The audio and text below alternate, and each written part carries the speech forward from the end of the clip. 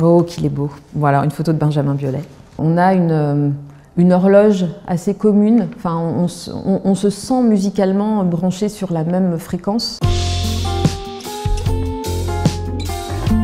En 2009, on s'était rencontrés sur un festival et on s'était dit qu'il faudrait qu'on bosse ensemble parce qu'on s'appréciait mutuellement. On a écrit une première salve de chansons tous les deux en studio. C'était plutôt de nuit à l'époque parce qu'il était très nocturne et puis moi je m'étais calée sur son rythme d'oiseau de nuit. Et on a écrit notamment Brant Rhapsody qui est devenu un peu c'est notre bébé quoi. Je rêve de ta peau et de tes mains. Je ne pense qu'à toi, je bosse plus, je fous rien. Mon amour, tu dormais si bien que j'ai pas osé te réveiller.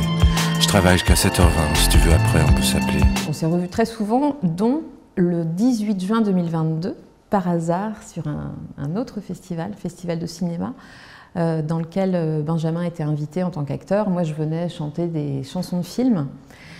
Et ce soir-là, il m'a proposé de réaliser mon prochain album. Il m'a donné totalement l'envie de refaire des chansons, donc je l'ai fourni en chansons pendant un an, en piano-voix. Et lui, il a eu la générosité et l'amitié envers moi de me booster, de me challenger comme ça. Et puis on a écouté beaucoup de musique ensemble et on est rentré en studio d'une façon très fluide, très simple, très joyeuse. D'abord à Paris, on a fait des pré-productions et puis ensuite on est parti dans les Landes. On s'est complètement isolé dans un studio au fond de la forêt. Disons qu'il est brillant musicalement, Benjamin. C'est quelqu'un qui a l'oreille absolue, c'est quelqu'un qui a une formation très très solide et très poussée. Moi je suis totalement autodidacte en musique et Benjamin il a en plus de son sens du groove, de son sens de la formule, c'est quelqu'un de très très bosseur, qui travaille énormément. Il a en plus cette science de la musique que moi j'ai pas. Il sait tout de suite ce qui va marcher.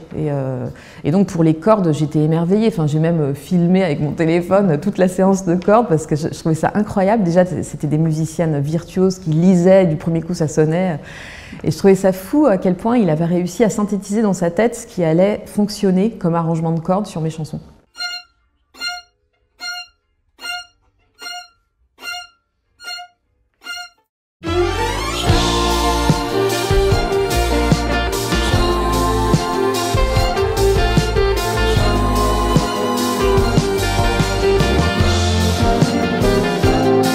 Ah, alors Véronique Sanson, c'est la plus grande. Hein.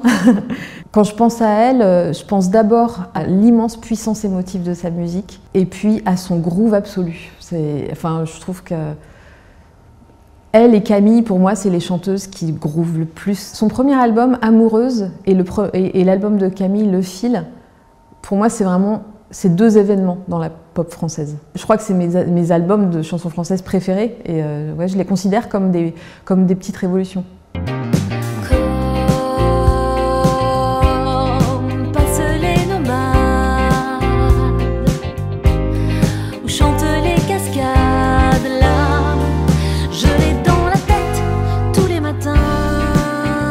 Et Véronique Sanson, je l'ai rencontrée donc en 2012. Son album Amoureuse allait avoir 40 ans. Il est sorti le 20 mars 72.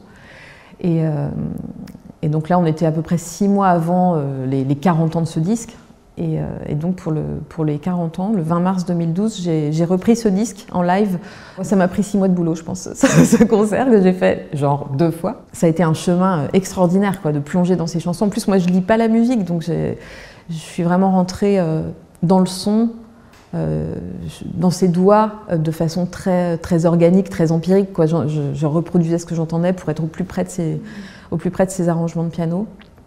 Et j'en suis pas sortie indemne, je pense. Ça a été hyper nourrissant. Et mon album qui a suivi, qui s'appelle Histoire de J, il est très marqué années 70. Il y a de la 12 cordes. Enfin, c'est vraiment un disque qui a été éclairé par l'album Amoureuse et par la musique de Véronique Sanson. J'ai faim, je voudrais mourir dans un éclat de rire à midi, dans un fracas de verre à minuit.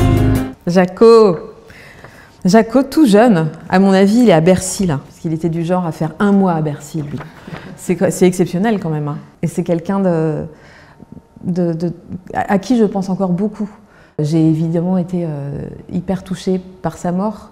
J'en ai d'ailleurs fait une chanson. Déjà, je le connaissais parce que je l'ai beaucoup écouté étant petite. On avait cette cassette Tombée du ciel qui tournait beaucoup dans la voiture.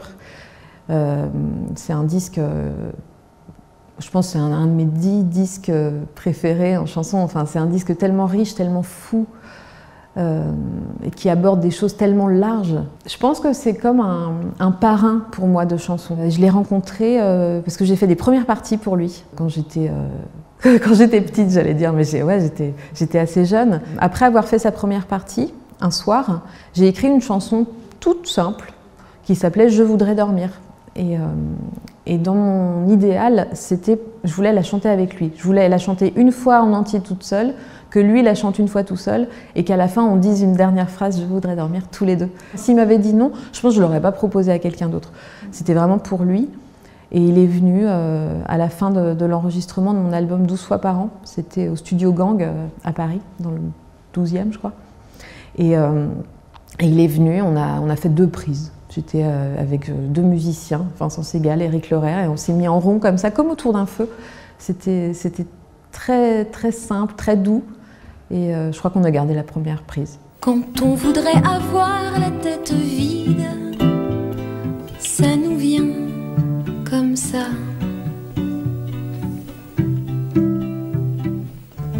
Je voudrais dormir. Je suis debout dans la cuisine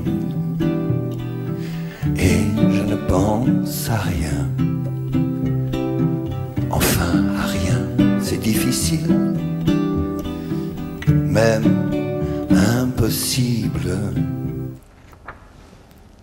Photo de Vincent Delerme. On a commencé ensemble. Alors là, on s'est rencontrés, on était tout gamins. On était très jeunes, on s'est rencontrés, c'était nos premiers albums, notre première tournée. On a joué pendant 1 mois tous les deux à l'Européen. Ça crée des liens à vie, je pense, de partager la scène comme ça. On jouait 1 heure chacun, il y avait quelque chose de très frères et sœurs. La dernière aventure qu'on a eue ensemble, c'était pour les 20 ans de son premier album, justement. Et il avait eu la délicatesse de me consacrer une chanson. Ça, c'était vraiment hyper généreux, hyper mignon. Avec Jeanne,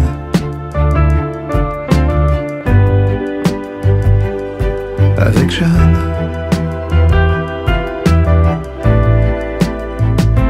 et puis tous les deux, on est provinciaux.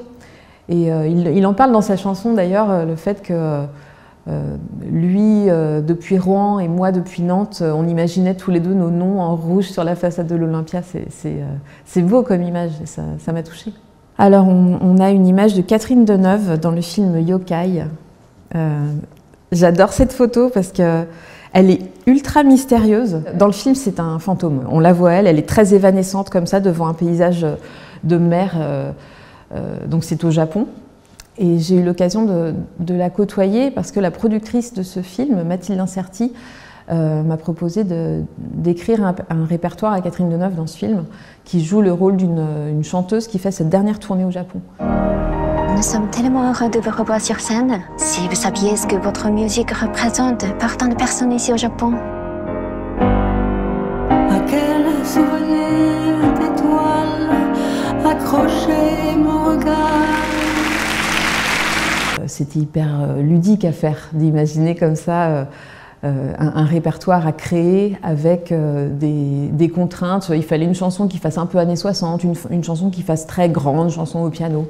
Je me suis beaucoup amusée à faire ça. La vraie rencontre de personne à personne, elle s'est faite chez moi parce que je lui avais proposé de passer répéter pour qu'elle soit hyper à l'aise dans la tonalité. Je voulais pas qu'on se voit en studio tout de suite. Enfin, je lui proposais d'envisager les chansons de façon très naturelle, toute simple, avec moi au piano et elle qui se pose dessus. Donc on était sur mon piano droit, dans mon petit bureau. Ça a été très simple, quoi. Il y a une phrase qu'elle avait envie de changer, une tonalité où elle sentait qu'elle n'était pas tout à fait à l'aise, on a changé. Enfin voilà, ça a été un vrai moment de travail. Et j'ai trouvé qu'en studio, elle était aussi... elle avait une volonté de faire plusieurs prises. Enfin, je ne m'attendais pas du tout à lui demander de refaire. Enfin, c'est quand même Catherine Deneuve. Et en fait, non, elle était hyper partante pour faire plusieurs prises, pour essayer d'autres choses. Vraiment, j'ai adoré la côtoyer dans ce contexte-là. Enfin, je me sens privilégiée, quoi, de l'avoir connue dans un moment de travail comme ça. Oh JP JP Nataf, c'est quelqu'un qui a une place importante aussi dans ma vie, dans mon cœur. Les Red Legs, c'est un groupe qu'on avait monté il y a une vingtaine d'années maintenant, où on était tous les deux, moi j'étais en collant rouge et lui en jean rouge. Notre particularité c'était de faire des reprises seulement à deux. J'étais à la basse, il était à la guitare. J'ai voulu voir, on l'a revu, j'ai voulu voir, et on l'a vu. Ta mère! Comme Toujours! t'as voulu voir. Vierzon! On a quitté Vierzon. Ça allait dans tous les sens de ce qu'on aimait. Ça pouvait aller de Vesoul de Brel jusqu'à Miss Dynamite. Enfin, le spectre était très très large. On a fait peu de concerts. Et JP, pour moi, c'est quelqu'un d'extrêmement inspiré, qui a une manière assez anglo-saxonne d'envisager la musique, qui reste très énigmatique dans sa façon d'écrire. C'est un grand esthète. Et puis c'est Les Innocents, j'en parle même pas, mais oui, JP c'est Les Innocents quand même. Oh mais je m'en veux de ne pas avoir pensé aux Innocents en premier, parce que c'est quand même un sacré groupe français, Les Innocents.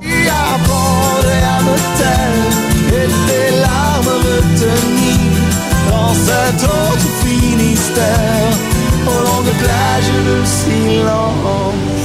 C'est un groupe que j'ai tellement écouté et tellement apprécié. Je me souviens très très bien de l'année, alors c'était dans les années 90, l'année où Les Innocents ont gagné la victoire de la musique du groupe de l'année. J'étais ado et j'avais pris ça personnellement en fait, que Les Innocents gagnent. Enfin, je me souviens très bien de voir JP, Jean-Cri gagner leur victoire, JP avec son béret. Enfin, ça m'avait vachement émue alors que j'étais toute jeune et il n'était pas question que j'y sois un jour, mais ça m'avait vraiment touchée.